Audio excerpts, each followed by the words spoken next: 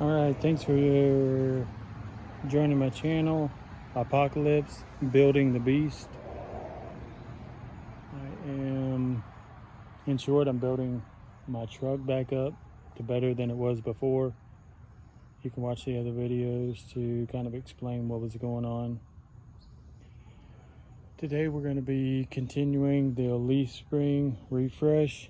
So right now I'm going to show you two different things. So I'm going to show you how I'm getting the majority of the rust off. Me personally, it doesn't have to be perfect because we're just trying to make it look good for at least a little while, or a few years at least, I'd say.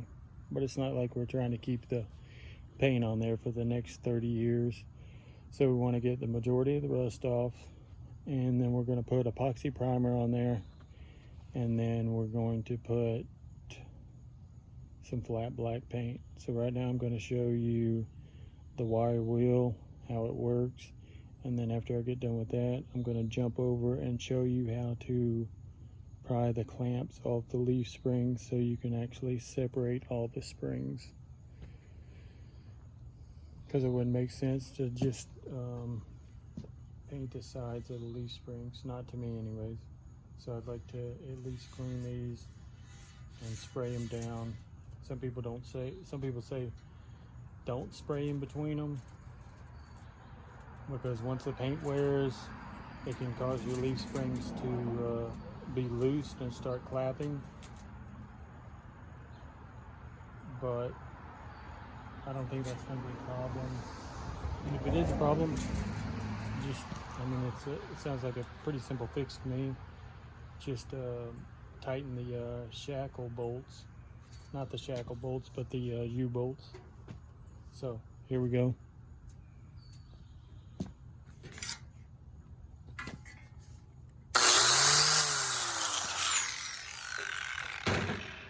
I guess I need to clamp it down first.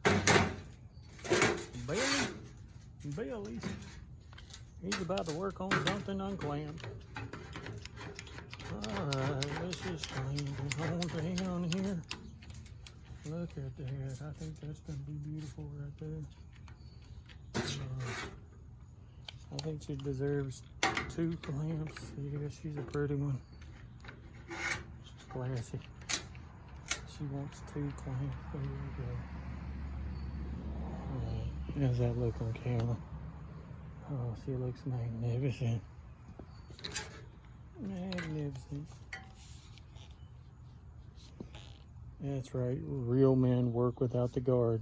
Just remember that. No, all bullshit aside, of course they recommend leaving the guard on, but I find the guard gets in my way, so you just do whatever you feel comfortable. I'm not recommending working without the guard. That obviously does introduce a risk of you getting caught up in the wheel, so you do what you want to do. I'm not making any recommendations, but I am telling you I work without the guard just so I can grind on both sides of the wheel.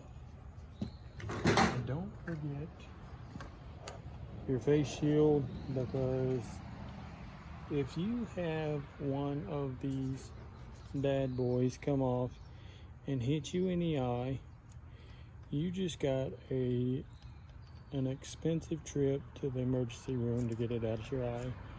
Or you can pull it out right here and your eye could possibly deflate. I don't really know what the consequences would be, but I do know for sure 1000% that it would hurt like a mother. You know what I'm saying? So, safety first, buddies.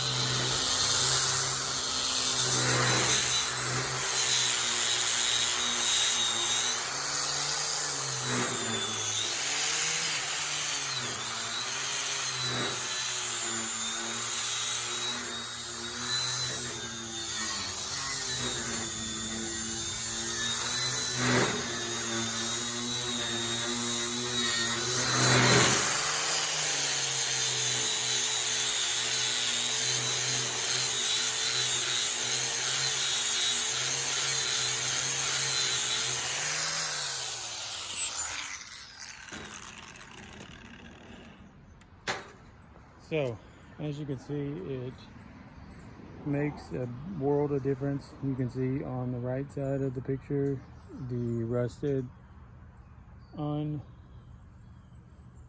side, and then the left side is the finished side. You got maybe a little more just touching up right in here where there's still a little bit on there. One thing to note when you're using the wheel, the reason why I like to use both sides is because when you are on this side right here, you need to use the right side of the wheel, or the wheel's going to want to constantly walk itself off the edge and possibly run into your clothes and then crawl up to your neck and try to give you a kiss. So if you're working on the other side, you want to use the left side of the wheel, because it wants to, if you use the right side, it's going to want to try to walk off that way, and just kind of vice versa. You'll get the drift of it. The harder you push down, the more it'll try to catch on the edge. So just kind of get a feel for it when you start out. And most of the times I try to maintain two hands, but sometimes it's more comfortable to just kind of hold it loose when I'm letting both sides of the cup wire wheel on here, and it kind of balances itself out. While this side is pulling one way, the other side is pulling the other way, so it kind of keeps it centered as long as you don't bear down too hard. As you can see, this right here is night and day difference between this right here. So with that being said, we're going to switch over right quick.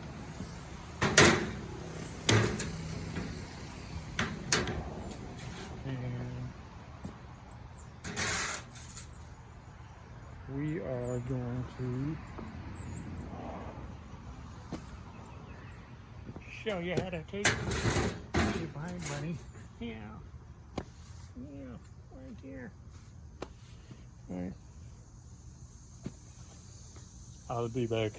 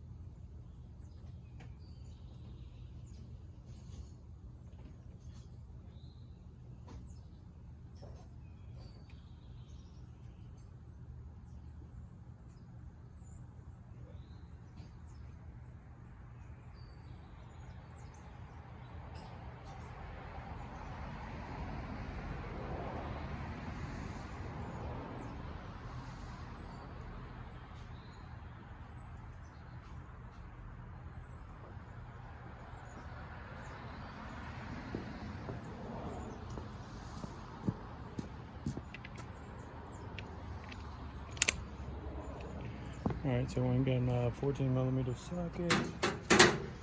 Pretty sure it's 14. Oh no, it's 15.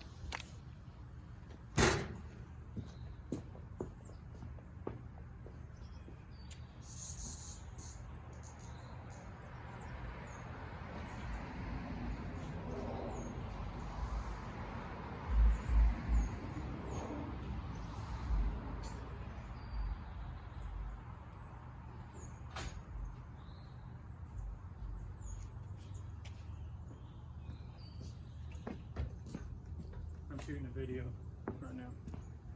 I'll talk to you in a minute.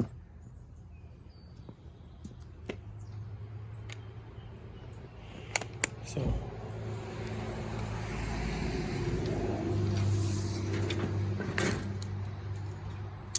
of course, it was a 15mm.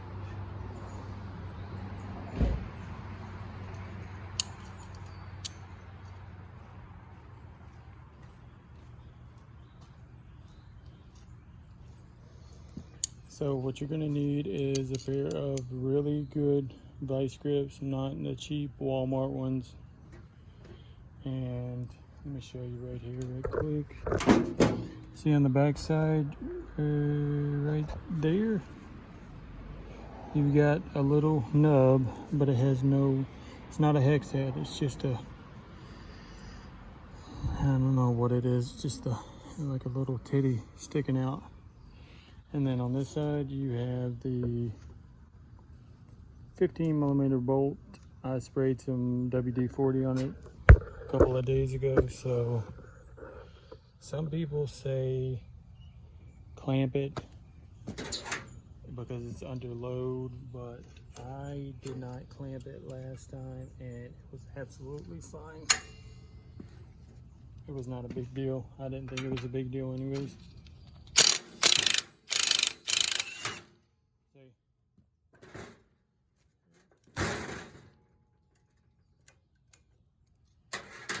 I mean, it is under a little low, but it's not like it's on your vehicle, so you do what you want. You know, some people like to live by the book. I say whatever makes sense at the time. And for me, it didn't make sense to clamp it. Maybe if you were working with a diesel where you had 6 or 7 leaf springs, or a heavier duty vehicle, yeah, I could see that. You got your spacers right here, so it's pretty simple. Like I said, you just clamp it. See, it leaves a little marks on there. This is called the center pin, and so we're gonna get a new center pin with the lift kit, so we don't have to worry about that. We'll just throw that thing in the trash. We're gonna take the spacers out, and then I'm going to show you about opening these clamps up right here so you can disassemble the whole spring.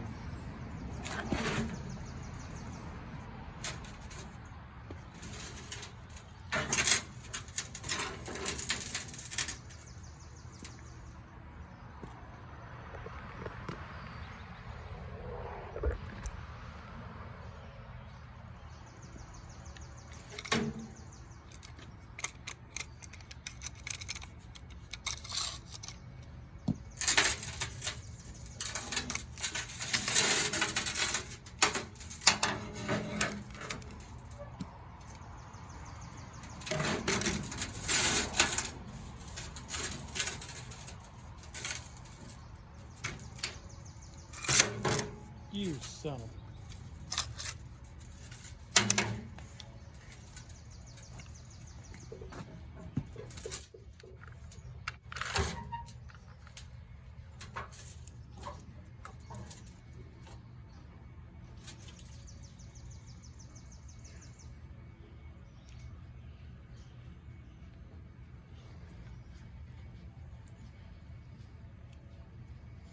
So hopefully that's good enough right there. We got it pretty tight.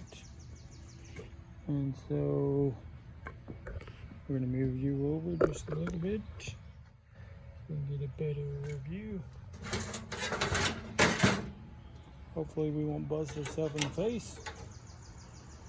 So like I said, just get you a nice, you know, you can see how long this crowbar is. It's not super long, but you need at least, I would say, I think this is a 24-inch. So just get one side in there, and you see you get it right on the edge. Sometimes you can't get right on the edge, so you got to bend it a little bit and then flip the bar over so it won't slip out, and then bend it. And then you just come on this side, like this side. I'm probably not gonna be able to catch it, so it's gonna want to slip. See? So let's see.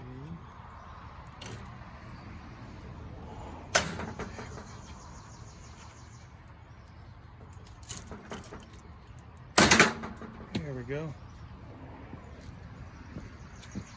Just gotta be, you know, stay alert, you know. Make sure you're not gonna bust your knuckles. And as you can see, let's show you from the side. As you can see, it's opened up plenty.